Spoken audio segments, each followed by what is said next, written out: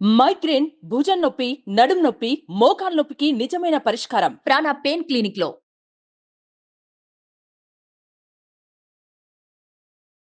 వాగర్థావివ సంపృక్తౌ వాగర్థ ప్రతిపత్తయే జగతః పితరౌ వందే పార్వతీ పరమేశ్వరౌ. సదాశివసమారంభాం శంకరాచార్య మధ్యమాం అస్మదాచార్య పర్యంతం వందే గురు పరంపరాం. ఆదిత్యాయ చ సోమాయ మంగళాయ బుధాయ చ గురుశుక్రశనిభ్యశ్చ రాహవే కేతవే నమః. శృంగేరి జగద్గురు పీఠాధిపతులకి, కంచి పీఠాధిపతులకి నమస్కారములు తెలియచేసుకుంటూ కార్యక్రమాన్ని ప్రారంభిద్దాం.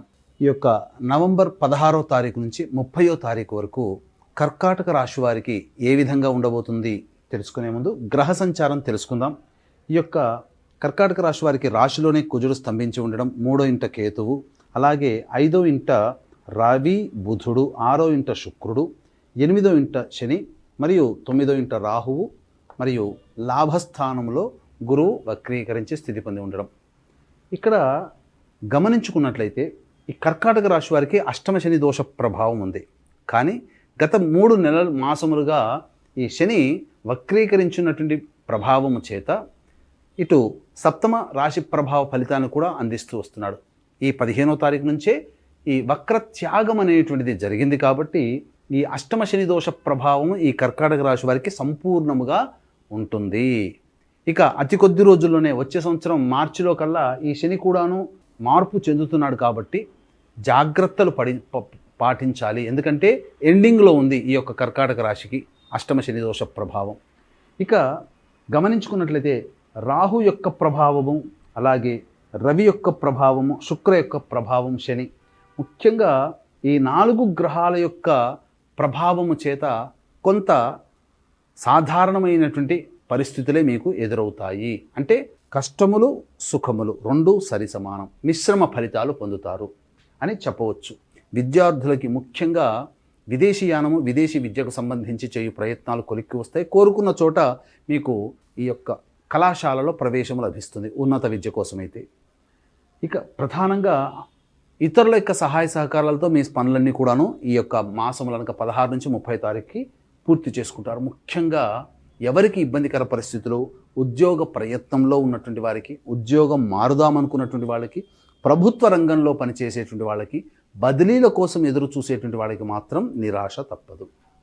కొంత విపత్కర పరిస్థితులు ఉన్నాయి కాబట్టి మనకు ఈ సమయం అనుకూలంగా లేని కారణం చేత మన ప్రయత్నం వేగిరవంతంగా తీవ్రంగా చేసి భంగపడేదానికంటే సమయం వచ్చేంత వరకు వేచి ఉండి అప్పుడు మనం ప్రయత్నం కనుక చేస్తే మంచి శుభ ఫలితాలు పొందుతారని చెప్పవచ్చు. ఇక అన్నిటికంటే ముఖ్యంగా వివాహం కావాల్సిన అబ్బాయిలకి అమ్మాయిలకి కాస్త హెచ్చరిక, జాగ్రత్తగా ఆచితూచి స్పందించండి. త్వరపడి తొందరపాటు నిర్ణయాలు తీసుకుని వివాహ నిశ్చయం కుదుర్చుకుంటే కొన్ని ఇబ్బందికర పరిస్థితులు. కాబట్టి ఇప్పుడు సమయం అనుకూలంగా లేని కారణం చేత కొంత ఇబ్బందికర పరిస్థితులు, ప్రశాంతత ఉండదు వివాహ విషయంలో అని చెప్పవచ్చు. ఏదో గందరగోళంగా, ఏదో హడావిడిగా సంబంధాలు కుదుర్చుకుంటున్నామనే భావనలో ఉంటారు కాబట్టి ఆ భావన మీకు భవిష్యత్తుకి ఇబ్బంది పెడుతుంది. కాబట్టి జాగ్రత్తగా ఆలోచించి వివాహ విషయంలో నిర్ణయం తీసుకోండి. ముఖ్యంగా దంపతులు కర్కాటక రాశిలో ఉన్నటువంటి వాళ్ళైతే దాంపత్యంలో ఉన్నటువంటి వాళ్ళు జీవిత భాగస్వామితో కాస్త సంయమనం పాటిస్తూ తగ్గి ఉండే ప్రయత్నం చేయండి. ఎందుకనంటే ఇటు కుజస్తంభనము రాశిలోనే ఉండడం, అలాగే ఈ సంబంధించినటువంటి శుక్రుడు కూడా అనుకూలంగా లేని కారణం చేత ఇబ్బందికర పరిస్థితులు. ఏది ఏమైనప్పటికీ కూడా ఈ దాంపత్యంలో కానీ లేదా వ్యాపార భాగస్వాములతో కానీ ఆచితూచి స్పందించండి తప్ప అతిగా మీరు ఉద్రేకాన్ని కొని తెచ్చుకోకండి. ఇక అన్నిటికంటే మించి ఓవర్ కాన్ఫిడెన్స్ అనేటువంటిది ఈ యొక్క కర్కాటక రాశి వారికి అంత మంచిది కాదు.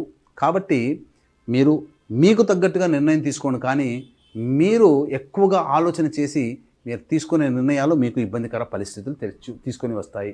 ముఖ్యంగా ఎలక్ట్రానిక్స్ అండ్ ఎలక్ట్రికల్ రంగంలో ఉన్నటువంటి వారు, లాయర్ బిజినెస్లో ఉన్నటువంటి వారు, మైనింగ్ బిజినెస్లో ఉన్నటువంటి వారు, అలాగే ఈ రియల్ ఎస్టేట్ రంగంలో ఉన్నటువంటి వారికి కొంత నిరాశ తప్పదు. కాబట్టి ఉద్యోగ మార్పులకి శ్రీకారం చుట్టకండి. అలాగే వ్యాపారస్తులైతే ఎక్కువగా డబ్బులు పెట్టుబడిగా పెట్టి నూతన వ్యాపారాలు ప్రారంభించకండి. సలహాలు సూచనలు పెద్దవారితో తీసుకొని దానికి అనుగుణంగా మీరు నిర్ణయం తీసుకొని మంచి శుభ ఫలితాలు పొందుతారు. రైతులు తమకు తెలిసినటువంటి సాధారణ పంటలే వేయండి తప్ప కొత్త పంటల జోలికి, కమర్షియల్ పంటల జోలికి వెళ్ళకండి. అది మీకు భవిష్యత్తులో సరైనటువంటి దిగుబడి అనేటువంటిది ఉండదు. ఇక గమనించుకున్నట్లయితే ఈ ఎఫ్ఎంసీజీ రంగంలో ఉన్నటువంటి వారు, అలాగే ఫుడ్కు సంబంధించినటువంటి వ్యాపారంలో అనగా హోటల్ అండ్ రెస్టారెంట్లో ఉన్నటువంటి వారు, ఇక general store super market run చేస్తున్నటువంటి వాళ్ళు, ఎడ్యుకేషనల్ బిజినెస్లో ఉన్నవాళ్ళు, ఇంకా జ్యువెలరీ బిజినెస్లో ఉన్నటువంటి వాళ్ళు కాస్త అన్నిటికంటే శుభమైనటువంటి పరిస్థితిలో ఉన్నాయి. కాబట్టి మీకు ఊహించిన దానికంటే ఎక్కువగా లాభము ఉంటుంది. నూతన వ్యాపారాన్ని శ్రీకారం చుడతారు ఈ యొక్క రంగంలో, చెప్పినటువంటి రంగంలో ఉన్నవాళ్ళు, లేదా ఈ చెప్పబడినటువంటి రంగంలో వ్యాపార విస్తరణకి జరిగేటువంటి అవకాశం ఉంటుంది. ఒక పెద్దన్న పాత్ర పోషిస్తారు. ఏది ఏమైనా అనుకూలంగా ఉండే సమయం చెప్పబడినటువంటి కొన్ని ఈ వృత్తుల్లో ఉన్నవాళ్ళు. కాబట్టి జాగ్రత్తలు పాటించండి. ఇక ప్రధానంగా గమనించుకున్నట్లయితే ఈ వివాహ సంబంధంగా జాగ్రత్తలు పాటించమని చెప్పడం జరిగింది. ఇక ఫైనాన్స్ రంగంలో ఉన్నటువంటి వారికి చక్కగా అవకాశాలు వస్తాయి. నిర్మోహమాటంగా చక్కగా భవిష్యత్తు ఆనందదాయకంగా ఉంటుందని చెప్పవచ్చు. ముఖ్యంగా రాని బాకీలు ఏవైతే రావనుకుంటారో అవి ఈ ఫైనాన్స్ రంగంలో ఉన్నటువంటి వారికి వసూలు అవుతాయని చెప్పవచ్చు. ఇక తర్వాత చెప్పొచ్చేది ఏమిటంటే దైవ బలం అనుకూలంగా ఉండాలి. అలాగే అతి ఆత్మవిశ్వాసం మీకు పనికిరాదనే విషయాన్ని గుర్తుపెట్టుకోవాలి. దైవానుగ్రహం అందరికీ అందించాలనేటువంటి ఒక సదుద్దేశంతో ముఖ్యంగా ఈ కార్తీక పౌర్ణమి సందర్భంగా నవంబర్ 15వ తారీఖు రోజున త్రిపురాసురులను సంహరించినటువంటి క్షేత్రం ఈశ్వరుని క్షేత్రం త్రిపురాంతకం. ఆ త్రిపురాంతకంలో జాతకరీత్యా కలుగు విద్య, వివాహ, ఉద్యోగ, దాంపత్య, సంతాన, అనారోగ్య సమస్యల నివారణకి మరియు వృషభ, మిథున, కర్కాటక, సింహ, తుల, వృశ్చిక, మకర, కుంభమీన రాశిలో జన్మించిన వారికి శనిదోష పరిహారార్థమై ఈ విధంగా సర్వదోష నివారణ పూజలు, హోమాలు పర్ హెడ్ 1500 రూపాయలకి చేయించడం జరుగుతుంది.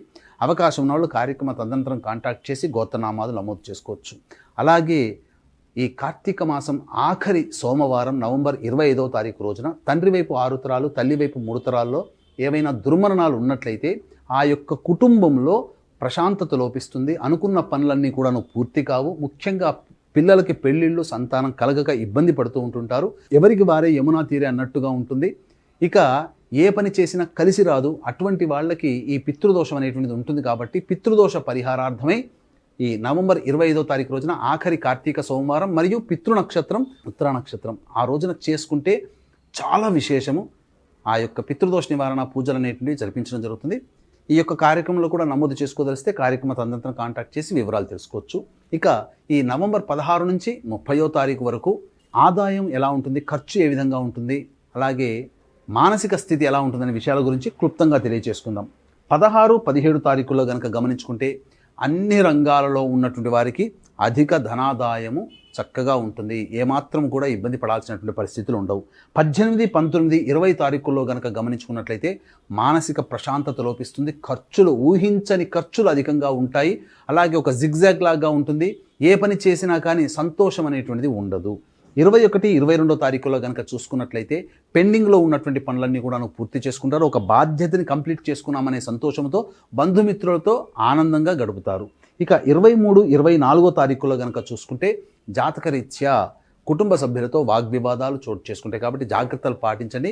మీరు ఎక్కువగా ఎక్సైట్మెంట్ అయ్యే విధంగా లేదా ఉద్రేకపడే విధంగా మీకు కొన్ని సంఘటనలు జరుగుతాయి. కాబట్టి ఈ 23, 24 తారీఖుల్లో జాగ్రత్తలు పాటించండి. ఇక 25, 26, 27 తారీఖుల్లో మీ అవసరాలకి మరియు ఖర్చులకి తగ్గట్టుగా డబ్బులు చేతికి అందుతాయి.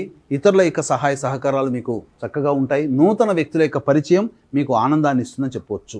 ఇక 28, 29, 30 తారీఖుల్లో గృహోపకరణాల కోసం మరియు వాహన మరమ్మతుల కోసం మీకు ఖర్చులు అవుతాయి.